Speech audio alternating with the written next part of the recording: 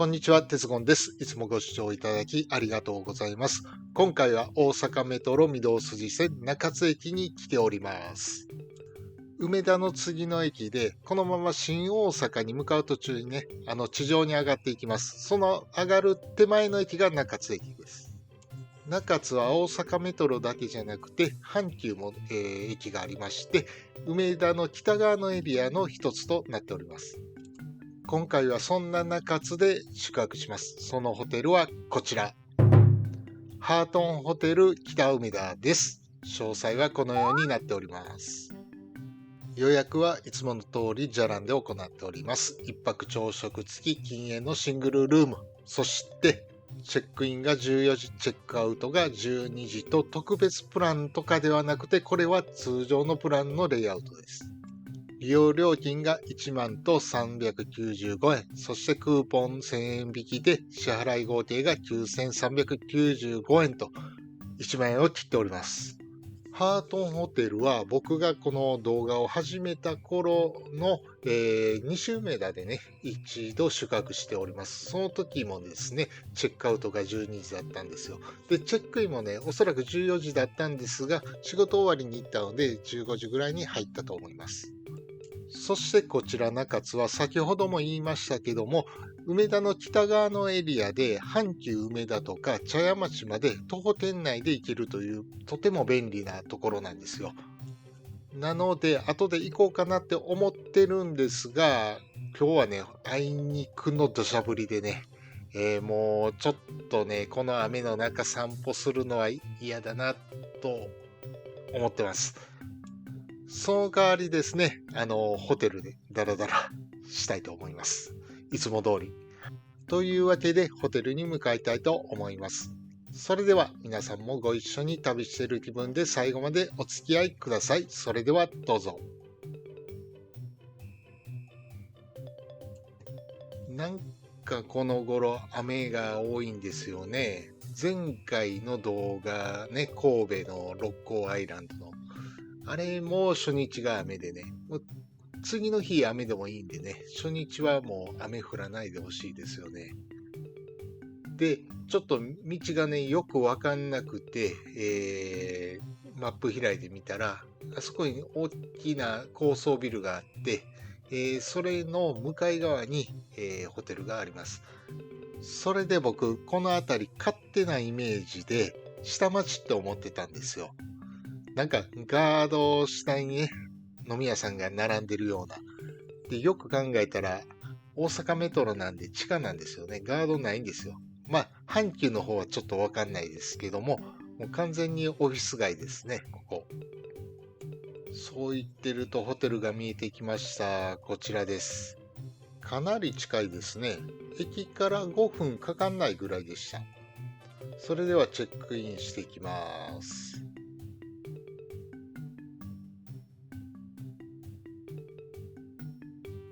はい、チェックインしていきました。今回は8階の813号室。で、アメニティはこちらからもらっていきます。ボディタオルと歯磨きセットだけあるので、他の必要な分だけ、もらっていきましょう。で、入浴剤とか。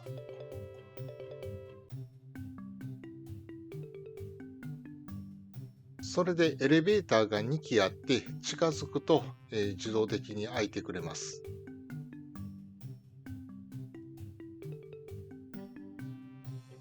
8階に着きました。電子レンジと自動販売機がありますね。で、813号室は左側。まだ14時過ぎってこともあって、部屋の清掃終わってないところもあります。で、廊下を挟んで部屋が両側にあるので、こちらが813号室。それでは入りたいと思います。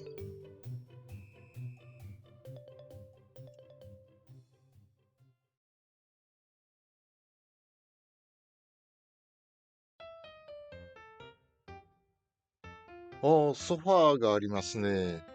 いや、なかなかな広さですね。ベッドはちょっと小さいですが、前にハートンホテル泊まった時はもっとね、狭小な感じだったんですが、いや、なかなかいいですよ。ちょっとだけベテラン感もありますが、いや、いい部屋ですね。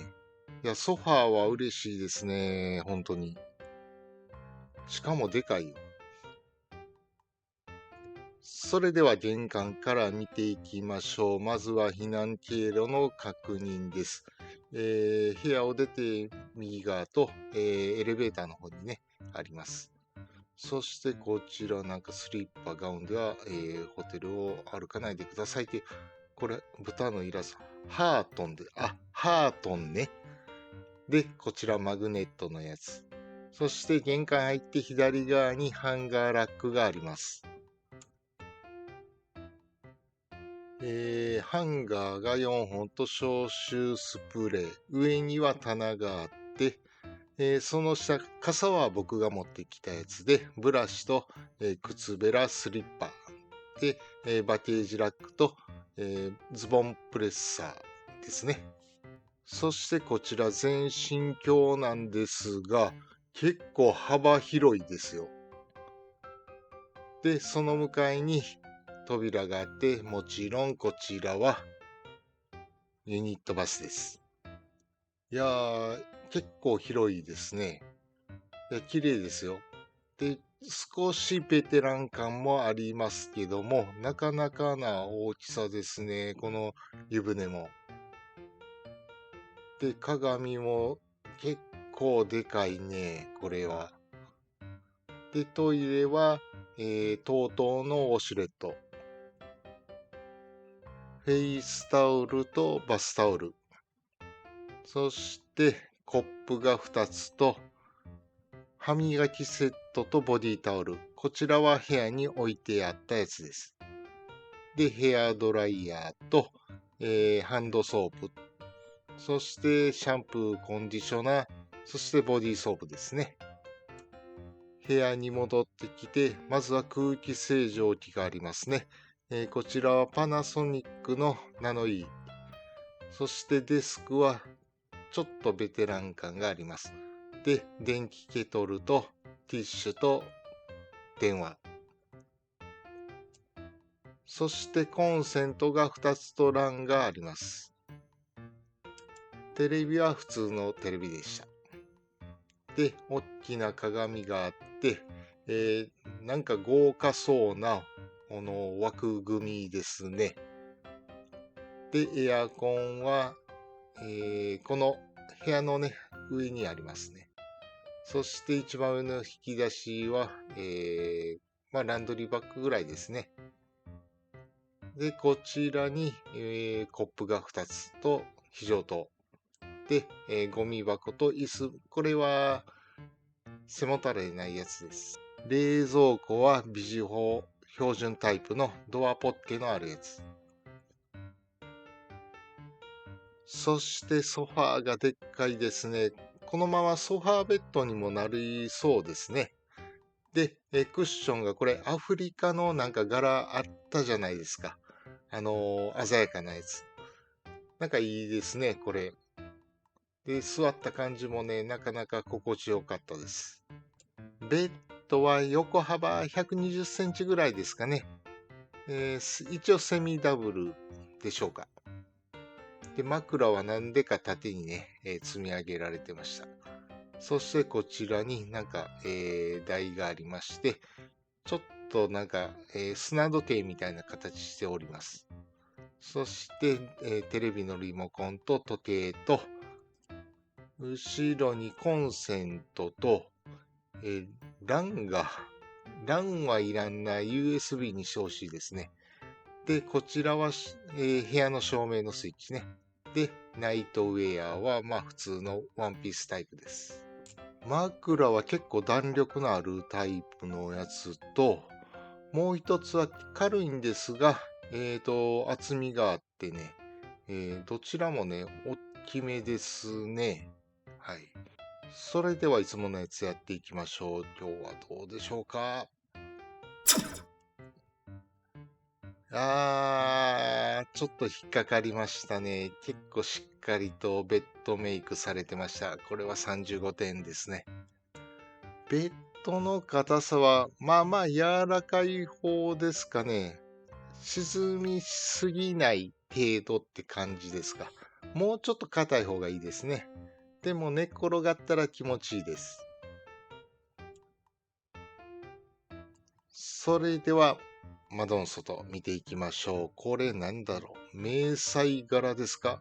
なんか変な感じの、サッシですけども、こちらは引き戸になっていて、ロールカーテンを開けますと、まあまあまあまあまあまあ。そうですよね。梅田ですもんね、言っても。それでベランダみたいになっていまして、その奥行きって言いますか、まあ結構あるのと、この横のね、なんか間仕切りみたいなのが、ちょっと幅があってね、ちょっと窮屈かななんて思っています。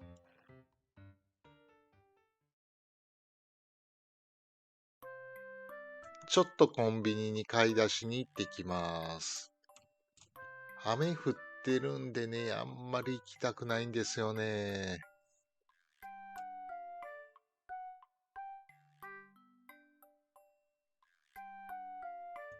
さっきよりも雨が強くなってて、もう出たくないモードに入ってるんですが、でもコンビニが近くにあって本当助かりました。僕が見つけた中では、まあ3軒ありましたね。お昼ご飯がまだだったので、牛すき風焼きうどんを買ってきました。電子レンジはエレベーターホールにあったんですが、お店の方で温めてもらいました。真ん中に卵黄が乗ってたんですが、レンチンしたら溶けてなくなりました。それではいただきます。いや、美味しそう。をかき混ぜて、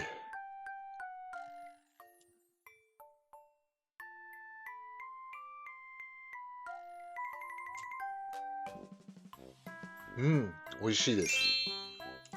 あ、ちゃんとすき焼き風です。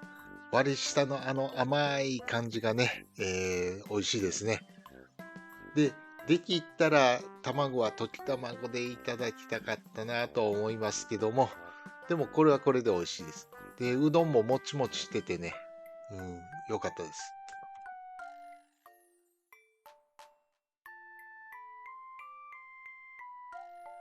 結構量多いかなと思ったんですが、軽く完食してしまいました。やっぱり足りないかなと思ってたので、シャキシャキレタスのサンドイッチ買ってきました。溢れんばかりのレタスが入ってまして、シャキシャキで美味しいです。で、結構マヨネーズが、意外とマヨネーズが控えめで、その代わりチーズが挟んであるので、いい感じの塩分が効いててね、美味しかったです。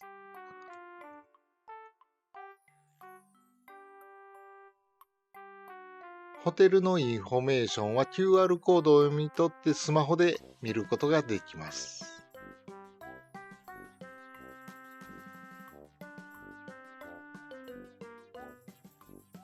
で、ウォーターサーバーと製氷機が6回、10回、13、15、17回結構置いてますね。で、電子レンジは全フロアではなくて、いくつか抜けてますね。全フロア置いたらいいのにね。で、コインランドリーが地下にあるんですね。で、お土産コーナーとかがあって、あと宅配の伝票。そしてエントランス横に、カフェ北のガーデンというレストランがありましたね。朝食はこちらでいただきます。で、ハートン通信第6弾。エレベーターにも貼ってありました。で、ホテルスタッフおすすめの、飲食店が紹介されています。中津駅周辺だけじゃなくてね、阪急梅田のね、三番街のあたりとかも、紹介されています。それで見てたら動画内で行ったことのあるお店出てきたんですよ。こちらですね。一人カルビ1965。行きました。ここ結構美味しかったですよ。高かったですけどね。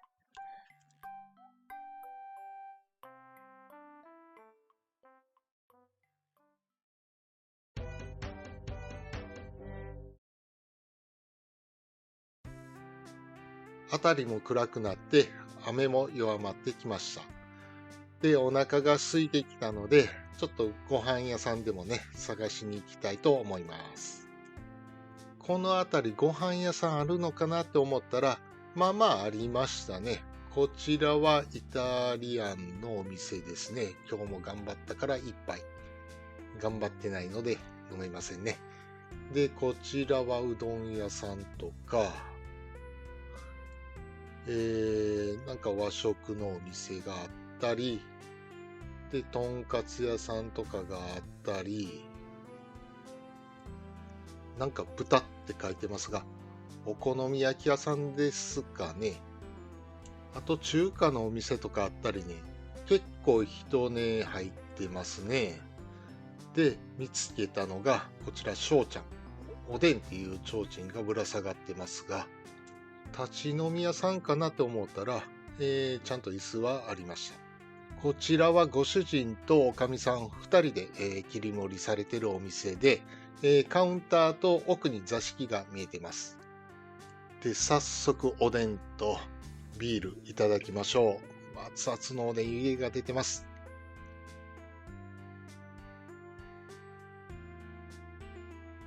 仕事してないけどうまい。とりあえずおでん4品と土手焼き2本いただきましょう。いただきます。まずは大好きな厚揚げから。で、結構外側が硬いので切れないんですが、これがめっちゃうまかったです。僕好みのちょうど厚揚げって感じで、外側は硬いんですが、中の豆腐がね、結構柔らかくて、そのスカスカっていう感じじゃなくて、ぎっしりと詰まってまして、本当美味しかったです。で、続いては大根。大根はしっかりとした硬さはあるんですが、まあ箸でちゃんと切れます。で、これもね、めっちゃうまかったです。で、味がよく旬んでるんですが、全然そのポロポロって柔らかすぎず、ほんと苦味もなくて、めっちゃ美味しかったですね。そして土手焼きです。串に刺さったタイプで1本から注文できます。で、これもね、めっちゃ美味しかったです。ぐにゃぐにゃってした感じじゃなくて、柔らかいんですが、しっかりとした歯ごたえもあるので、この土手焼きあんまり食べたことはありませんね。美味しかったです、本当に。続いては白滝。うわー、美味しそう。いや、これもね、もうお出汁が全部絡み合って美味しいんですよ。だからこんにゃくより、白滝の方が、このね、スープをこう絡んで食べれるので、ほんとこれ大好きなんです。卵は半分に割って食べましょう。そして中がしっかりと固まってる卵でね、いや、おでんはこうでなくっちゃダメですね。で、ちょっとひっくり返りましたが、いや、これも美味しいですよ。やっぱりおでんの卵はね、こうやってね、お出汁をこうすくって、食べるのが一番美味しいと思います。おかわりにおでんのじゃがいもとごぼ天、そして焼酎水割りを注文しました。じゃがいもは結構硬いかなと思ったけども、うわー、これ中までしっかりと旬でて美味しそうですよ。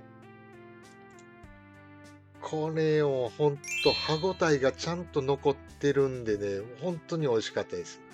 いや、これぞじゃがいもですね。そしてごぼ天です。これもね、なかなか美味しかったです。外側のこの天ぷらの部分は全然煮込みすぎずに味もしっかりしてて、で、中のごぼうも歯ごたえはあるんですが、ちゃんと柔らかいです。で、焼酎もやっぱり美味しかったですね。そしてもう一品、ししゃも一皿300円です。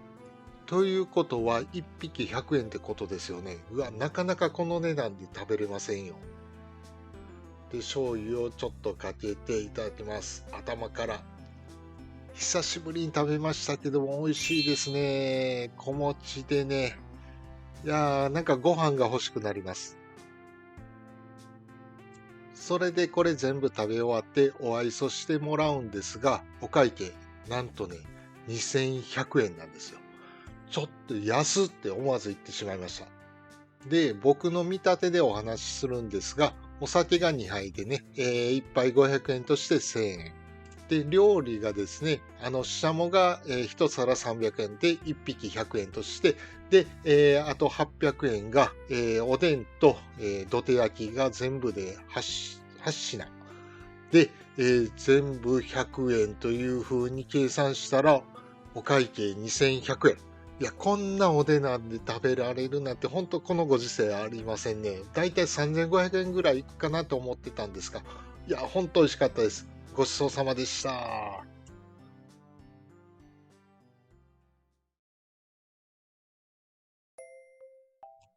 少し散歩しながら酔いを覚ましてホテルに戻ってきました。お酒が入ってるといろいろ誘惑に負けちゃうので、おとなしくホテルに帰ってきました。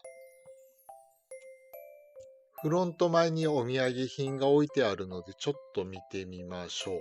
食い倒れ太郎のなんかお菓子とかがありますね。で、このなんか大阪の恋人とか、もう大阪らしいですね。で、金ごまっていうなんかチョコレート美味しそうやね。まあ何も買ってないんですが、部屋でゆっくりしたいと思います。で、お風呂もね、お湯ためて、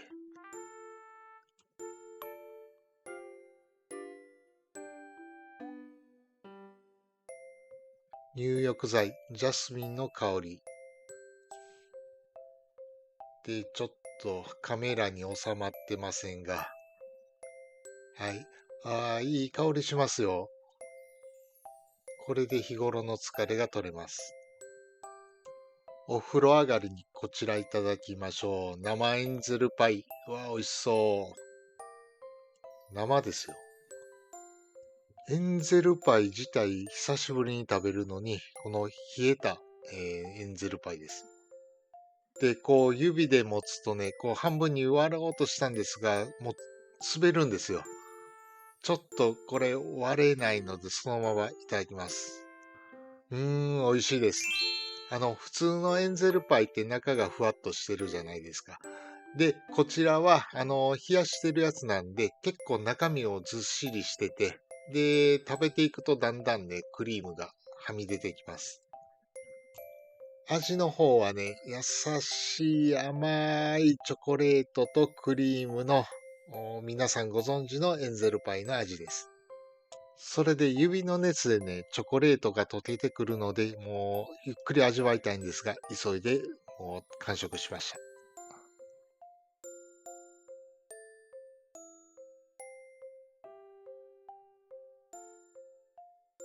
続いてはカットフルーツ、リンゴです。デザートのデザートです。僕ね、リンゴ大好きで、体調悪い時とか風邪ひいた時はね、もう冷たいリンゴなら食べられるんですよね。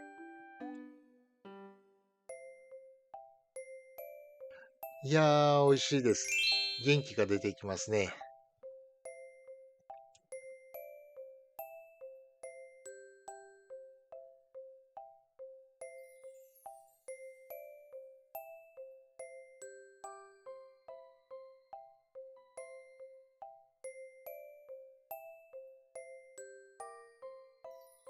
それではベッドでゴロゴロしながら寝落ちしたいと思います。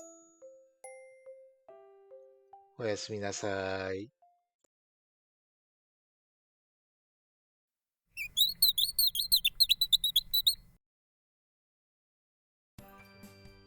おはようございます。ただいま8時30分です。朝食なんですが、1階カフェ北のガーデンでいただきます。時間は7時から、ラストオーダーが9時半となっております。で、今日は12時チェックアウトなので、9時前にいただこうかなと思います。この時間帯やとチェックアウトしていく人たちも結構見られますね。で、店内は割と外国人の方が多い感じがします。料理はビュッフェ形式で、デザートに、ご飯類、ご飯のお供、お茶漬けなんかもできるようです。で、焼きそば、たこ焼きもありますね。で、湯豆腐があって、アラカルトは結構少ないかな。で、パンもありますね。で、サラダがあって、で、こちらがドリンクです。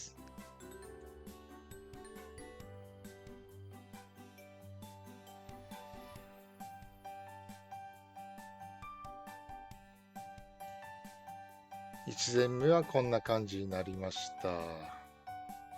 料理は割と普通かな。ただ焼き魚がタラなんですよ。珍しいですね。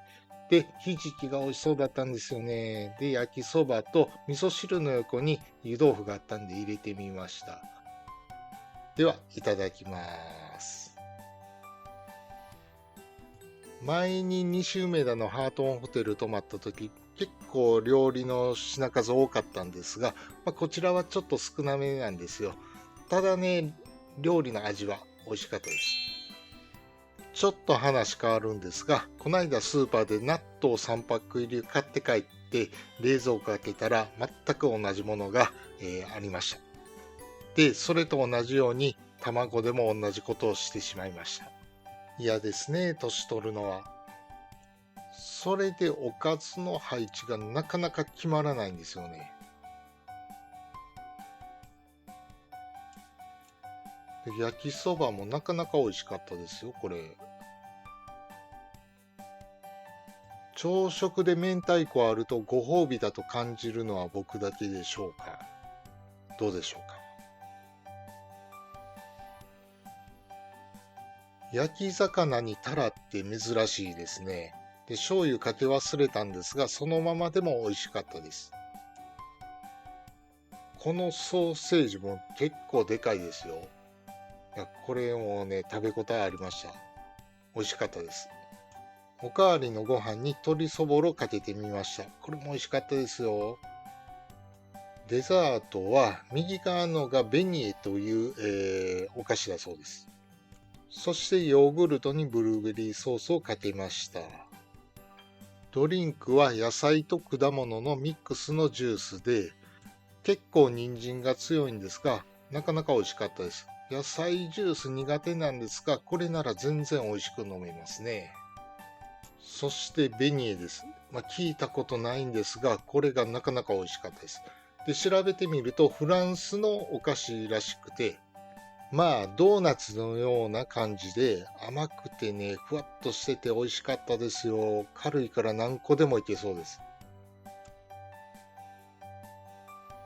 美味しかったです。ごちそうさまでした。コーヒーがテイクアウトできるので、入れて部屋で飲みたいと思います。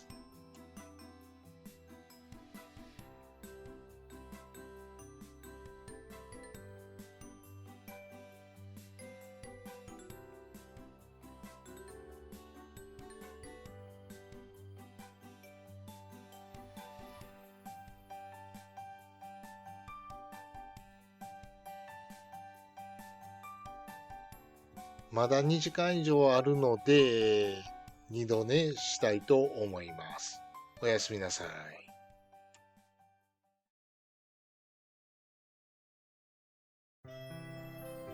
めっちゃいい天気ですね。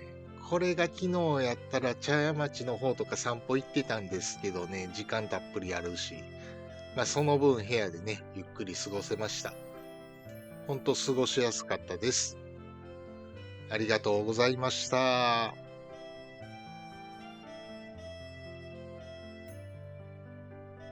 では、チェックアウトしてきます。それではホテルの評価やっていきましょう。まずはアクセス。御堂筋線と阪急がありね、梅田や新大阪にも近いというのはね、ほんとアクセスはいいです。ただ地下から地上に出ると、どっち向いてるのか本当わかんなくて、初めての方はね、ちょっと迷うかなと思います。立地はもう言うことありませんね。まあ、梅田エリア、茶屋町、梅北で、東通りとか、もう徒歩圏内で行けるにもかかわらず、ホテル周辺はとても静かでね、もう最高かなと思います。そして建物設備は、まあ、ほとんどのフロアに電子レンジがあるっていうのは、これはいいかなと思います。なんせ、ナイトウェアを着て、フロア間移動するって、ちょっとやっぱり恥ずかしいじゃないですか。それが、まあ、同じフロアにあるっていうのはね、もうありがたいですね。で、部屋はリーズナブルなのに結構広くて、あとソファーですね。